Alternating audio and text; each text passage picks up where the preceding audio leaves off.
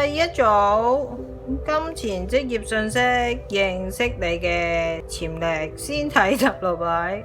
第一組嘅朋友，你係不斷增值提升嘅人嚟嘅，就係因為你咁樣提高你嘅技能同埋奉獻精神同埋承諾呢，你就會得到回報嘅，十分之好。可能你而家已經實現你嘅職業目標，或者達到新技能專業水平啊，而其他人呢亦都會欣賞到你嘅成長，又或者係視你為呢一個領導啊。有時呢一張牌亦都可以表示係升職嘅。如果你係創業嘅話呢，你嘅精湛技藝同埋對工作嘅關心呢，會帶嚟巨大嘅利潤同埋成功。所以你要保持你技能嘅敏銳同埋好奇心。所以第一組認識你嘅潛能啊，就係你精湛嘅技藝。如果你而家係處於學習嘅階段呢，咁你嘅才華呢亦都會俾人哋留下深刻嘅印象。但係呢度牌睇到，可能第一組嘅朋友你一啲願望未被達成啊，亦都懷疑自己嘅技藝，所以呢一度天使牌就話你可以向你身邊嘅人 close 嘅人求助，又或者祈請天使高我幫助你。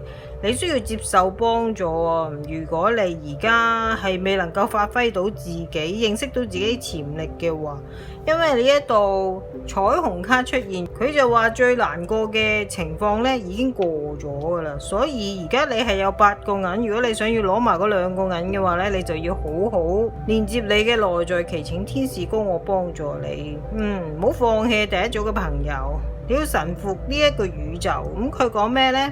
佢呢度就係話，有時學習臣服呢，就會感覺到好似就快要死咁啊！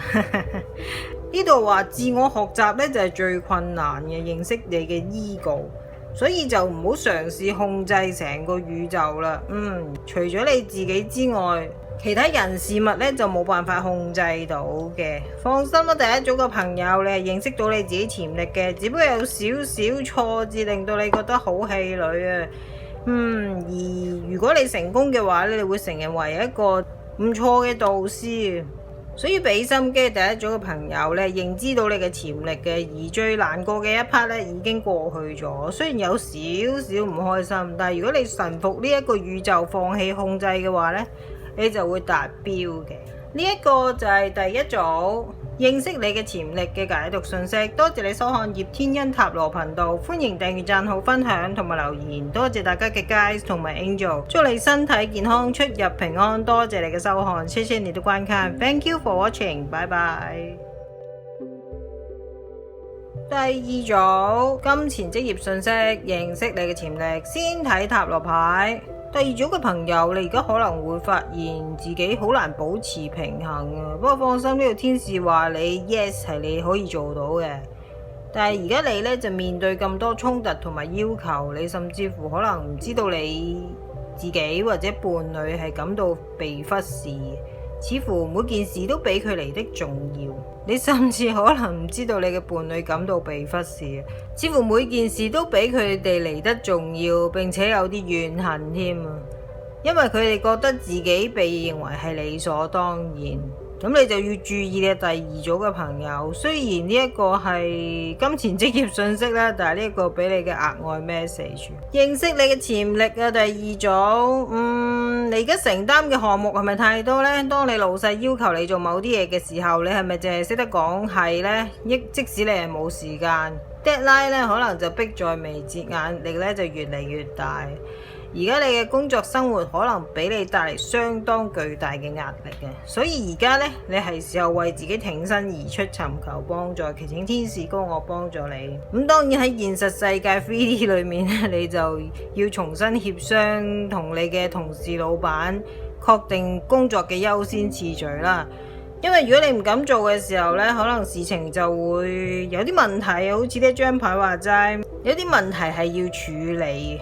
但係呢度亦都講你係喺成功嘅路上噶啦，雖然呢啲問題會俾你帶嚟麻煩啊，但係如果你可以同你嘅老闆同同事越快理解呢一點呢，咁你呢一個問題都會將被處理好嘅，放心啊。第二組嘅朋友，你嘅潛力呢就係解決問題，不過而家就係問題太多，解決唔嚟咁解。至於金錢方面，你嘅資源可能好緊張喎，好似無論你做啲乜嘢都冇辦法搞清楚所有嘢，即係好簡單嚟講，啲錢一入嚟就好快使晒啦，所以你需要仔細睇下你嘅預算有冇一啲嘢可以開源節流嘅，又或者你要喺你嘅工作上面要求加薪，但係又或者揾一個可以俾你帶來多少少收入嘅副業啊。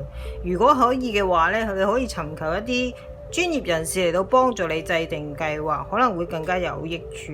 而呢一張牌亦都講 right now 啊，咁佢講啲咩呢？佢呢度就話馬上啊，就叫你活喺呢一個當下，就唔好距離順流太遠啊。如果你相信嘅話呢，冇乜嘢係會應付唔嚟嘅喎。可能就係講你嘅職業同埋金錢，可能你一直都對你自己嘅潛力呢，一直都冇乜點了解過，而令到好多問題係發生到。雖然你係有前進，有 on the right path 去成功嘅，但係如果你可以 balance 好嘅話呢，你趕往成功之路嘅速度就會快好多。所以第二組嘅朋友冇乜嘢係應付唔到嘅，只要你活喺呢一個 moment， 活喺呢個當下，咁你認識到你自己嘅潛力，而將你所有問題解決，而步向成功之路噶啦。呢一個就係第二組認識你嘅潛力嘅解讀信息。多謝你收看葉天恩塔羅頻道，歡迎訂閱、讚好、分享同埋留言。多謝大家嘅 guys 同埋 angel， 祝你身體健康，出入平安。多謝你嘅收看，謝謝你的觀看 ，Thank you for watching， 拜拜。第三組認識你嘅潛力、金錢、職業信息，先睇塔羅牌。哇，第三組。你而家工作生活嘅變化係咪好快呢？可能你發現而家好難 catch up， 好難跟上，所以呢一啲突如其來嘅事呢，就會干擾你嘅計劃啊，令你唔係好認知你嘅潛力。你呢度見到兩張都係舉起雙手去迎接一啲嘢，其實只要你容許你自己接收呢，你就會得到你想要嘅嘢喎。哇，咁得意嘅，我哋睇埋先。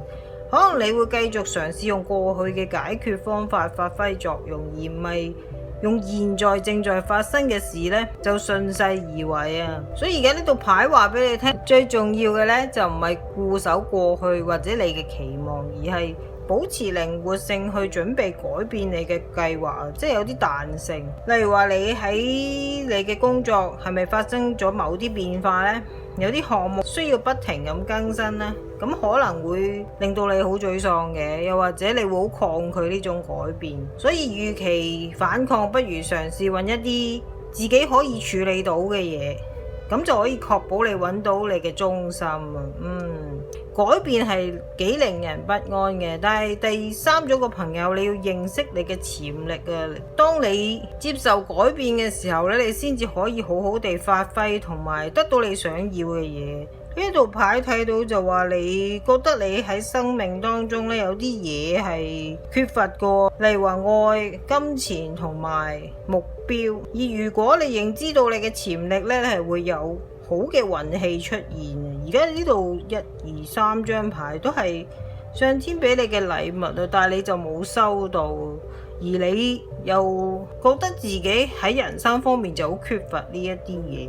所以如果你聽到呢個信息或者睇到呢個信息嘅話呢，你就要好好連接你嘅內在，祈請天使高我幫助你，尤其是接收呢一個問題啊。佢就話每一日接受至高無上嘅 Divine Plan 啊，並且信任自己內心嘅指引呢，咁每一日咧都會變得容易啊。係啊，第三組嘅朋友，只要你連接你嘅內在呢，一切都會變得 easy 啊。而家你就有啲斷亂嘅狀態咯，所以如果你可以連接到你嘅內在，相信呢一個宇宙，相信你自己嘅呢，咁你係可以得到機會、金錢同埋你想要嘅嘢，又甚至乎可以逆轉勝，犀利犀利。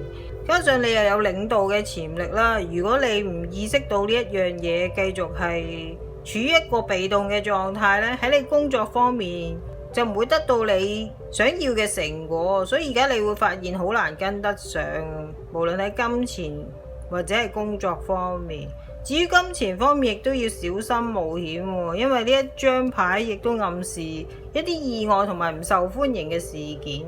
所以而家呢，你最好呢就成立一個小型應急基金呢，就係最明智之選啦，亦都可以幫助減輕之後發生事情嘅焦慮。因為世界呢就不斷咁變化嘅，所以就確保你而家先做好準備啦。呢一個就係第三組認識你嘅潛力嘅解讀信息。多謝你收看葉天恩塔羅頻道，歡迎訂閱、讚好、分享同埋留言。多謝大家嘅 guys 同埋 angel， 祝你身體健康、出入平安。多謝你嘅收看，謝謝你的觀看。Thank you for watching， 拜拜。第四組金錢職業信息，認識你嘅潛力啊！先睇塔羅牌。第四組講到你嘅職業生涯呢，如果你最近遭遇咗一啲例如話失業、裁員或者生意合約困境嘅挫折呢，呢張牌表明你已經具備過去所需要嘅一切嚟面對呢一個可怕嘅時期啊！你而家可能喺度彌補緊部分嘅損失或者治療進行中啦，可能你會意識到儘管你經歷咗痛苦呢，但係呢一啲損失會為你揾嚟更加適合你嘅工作嘅。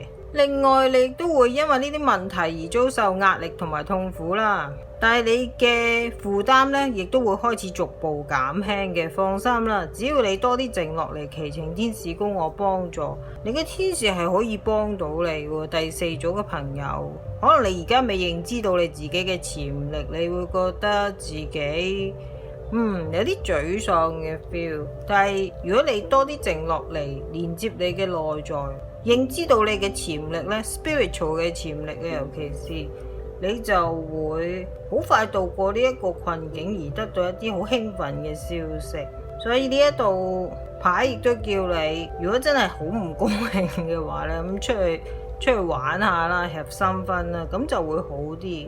而第四組嘅朋友，你俾人嘅感覺呢，真係都幾樂觀同埋開朗，即使你幾唔開心都好，你亦都會唔想搞到啲氣氛好差。但係呢一道牌咧就話俾你聽，你要認知你自己最深層嘅潛力同埋真正嘅自己。咁呢一張牌又講啲咩呢？佢話一旦你喺地球上面生活咗足夠多嘅時間呢，你嘅老靈魂就想開始渴求不受拘束、自由同埋臣服啊！只要你做以上嘅嘢，先至可以令到你有心境嘅平靜啊！哇，十分之深層喎，呢一個真係。雖然呢一個係金錢職業信息啦，但係第四組嘅朋友，你嘅潛力真係好 spiritual 啊！如果你可以做到 connect 到，如果你可以深化到自己嘅話呢，你嘅人生真係可以無畏無懼、不受拘束咁樣過，亦都可以輕鬆啲過你嘅人生。所以如果你金錢或者職業方面經歷咗一啲經濟損失或者動盪呢，呢張牌亦都意味住呢一個時期呢，係有緩解同埋結束嘅。通過克服你所經歷嘅損失，你可能會喺正在尋找通往財務穩定呢，而揾到一啲新嘅路數嘅喎。可能你亦都會將剩餘嘅資源用作投資一啲有價值嘅嘢，例如話幫助你建立財務緩衝嘅企業或者兼職。如果你做到而你覺得克服到嘅時候咧，你就會感到自豪。所以第四組嘅朋友，你真係幾 old soul feel， 有啲老靈魂 feel 㗎啦。所以你更加要連接你嘅內在，祈請天使高我。如果你心裏面有好多問題，你真係要詢問一下你嘅天使。你需要深化第四組嘅朋友。呢一個就係第四組認識你嘅潛力嘅解讀信息。多謝你收看葉天恩塔羅頻道，歡迎訂閱、讚好、分享同埋留言。多謝大家嘅 guys 同埋 angel， 祝你身體健康、出入平安。多謝你嘅收看，謝謝你的觀看。Thank you for watching，拜拜。